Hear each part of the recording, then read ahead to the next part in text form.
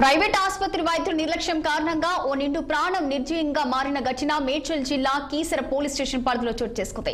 మహేష్ యాదవ్ ను వైద్యులే చంపారని ఆగ్రహం వ్యక్తం చేస్తూ బంధువులు హాస్పిటల్ పై దాడి చేశారు. ఎయిర్ కండిషనర్ తో పాటు ఫర్నిచర్ అద్దాలు ధ్వంసం చేశారు. యాదాద్రి జిల్లా పగిడిపల్లి గ్రామానికి చెందిన మహేష్ యాదవ్ బొడ్రాయి పండుగ నేపథ్యంలో కీసరలోని బంధువుల ఇంటికి వెళ్లాడు.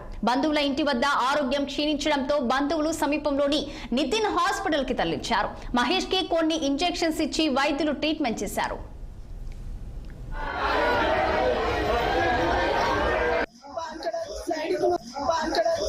వస్తుందని ఇంటి దగ్గర చెప్పిండు.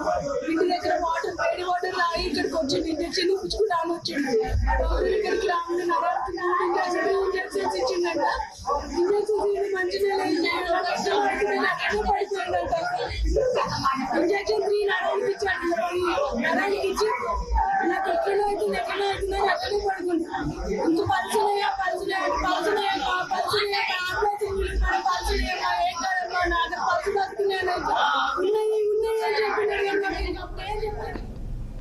అయితే చికిత్స అనంతరం మహేష్ కు నోటి మాట పడిపోవడంతో అర్జెంట్ గా మరో ఆసుపత్రికి షిఫ్ట్ చేయాలని వైద్యులు సూచించారు. దాంతో బంధువులు హుటాహుటిన నాగారంలోని విజయ్ హాస్పిటల్ కి తరలిస్తుండగా మార్గ మధ్యంలోనే మహేష్ యాదవ్ ప్రాణాలు విడిచారు.